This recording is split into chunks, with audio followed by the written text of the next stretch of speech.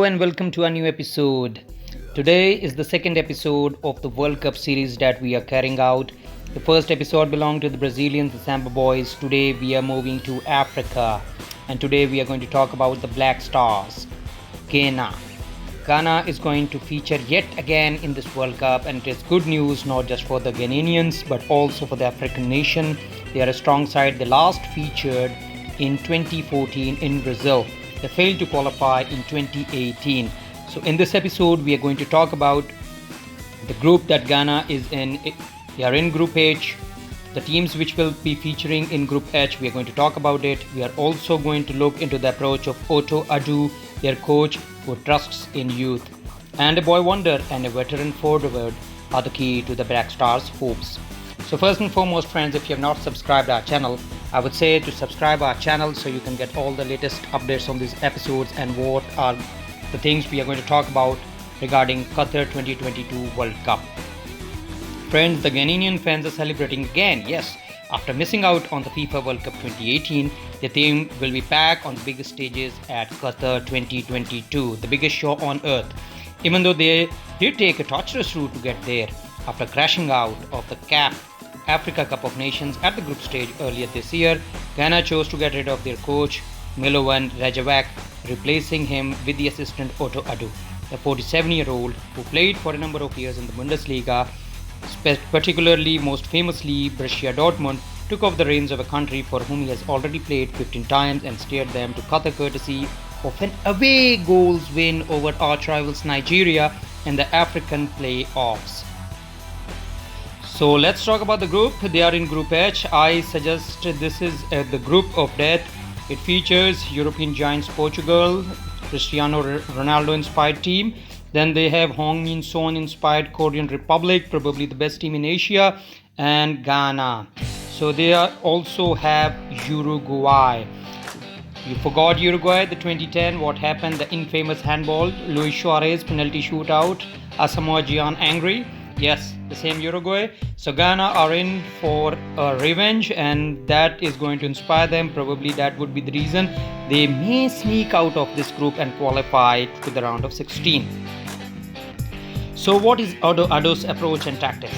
Ghana barely screws through the second round of qualifying for the World Cup and then had to face no less a challenge than Nigeria's Super Eagles in March.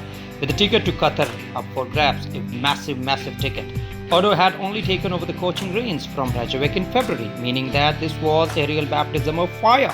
He was already well acquainted with the squad for his role as an assistant coach, as we spoke earlier in this episode, but he only had a few weeks in which to prepare both himself and the team for the crucial matches against Nigeria. His task was not made any easier by the fact that there were a number of absentees to deal with in the squad. Addo made 5 changes to the starting lineup Rajevac had picked in the last match. He promoted now a superstar Mohamed Kudus, playing for Ajax nowadays, and Felix Afena-Gyan to the starting lineup in the first leg against Nigeria, and there was a change of formation from 4-3-3 to 4-2-3-1. The team looked particularly solid in defense. This had been a real problem for Ghana in the past few matches, but here they kept a clean sheet in a goalless draw in Addo's first match in charge. He then sent out the same 11 for the second leg, and his trust was rewarded with a battling performance in a 1-1 draw that saw them through in an away goal rule. It had already been clear that Addo will not shy away from picking youngsters, with 4 members of the starting lineup against Nigeria under the age of 25 and 2 of them still teenagers. These young and hungry players will bring fresh impetus to the team and put pressure on the more established members of the squad as they look to go as far as they can in Qatar. So who is the key player? The key player has to be the veteran Andre Ayew.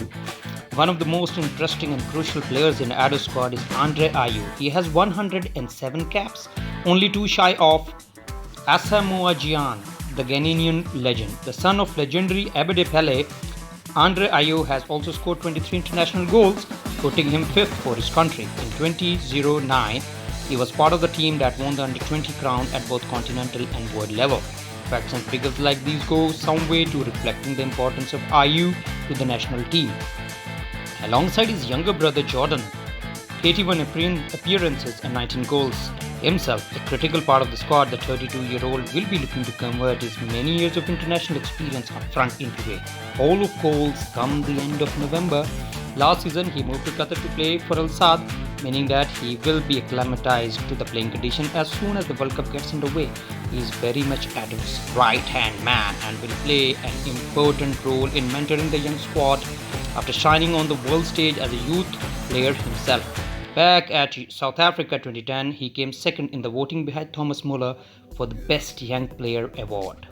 One to watch out, and my favorite, is Ajax player Mohamed Kudus. Kudus moved to Dutch League ahead of 2020-21 season, joining Ajax and getting playing time in the UEFA Champions League and UEFA Europa League. This year he has been particularly impressive in the Champions League, scoring in 3 of the first 4 matches, and the teams include Rangers, Liverpool and Napoli. He has also got an assist against Rangers, which saw him being voted as the player of the match and named in the Champions League team of the week. What an achievement. Awesome. He also has 4 goals in Dutch League this season. The 22-year-old attacking midfielder has scored 5 times in 16 international appearances to date and established himself as one of the first names on the team sheet.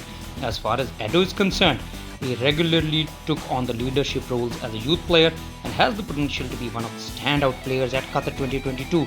Watch out guys, he is going to be a star. Not for nothing is he regularly cited as one of the most talented players born in 2000. What are Ghana's World Cup record? That is not very encouraging, but they had a brilliant World Cup in 2010 in Africa. Ghana fans had to wait until 2006 for their team to play in the World Cup for the first time. With John Mensah, Stephen Appiah, Asamoah Gyan in their ranks, the Black Stars made it all the way to the round of 16 in Germany before losing to powerhouse Brazil. At South Africa 2010, Ghana had a very good side and they won better in the quarterfinals, and they were very unfortunate to lose to Uruguay after in the last minute Suarez handball which saw him getting a red card, but the penalty which they got, Asamoah Gyan had missed it, though he converted in the penalty shootout, but they were not so lucky in the penalty shootout and Uruguay booked their ticket to the semi-finals. At Brazil 2014, Ghana came unstuck in what was a very tough group, but they could hold their heads high as they were the only team not to lose to eventual champions Germany and Russia. They failed to qualify as they couldn't go past Egypt and had to watch the tournament from home. So considering the conditions in Asia and Qatar and their star player already being acclimatized to this weather, I see some European teams struggling and some South American teams getting a little difficult to get acclimatized. African and Asian sides will be having this advantage, and looking at the fighting spirit of Ghanaians and African nations, I think Ghana has a good chance of upsetting Uruguay and South Korea and sneaking through this group along with powerhouse Portugal. So friends, if you're not subscribed to our channel, I would suggest you to subscribe our channel to get all the latest updates and getting the preview of some of the contenders, some of the good teams featuring in this World Cup with their records and the performers and what they are going to do in this World Cup as we predict. So if you'll have liked our episode, please give some comments. Thank you.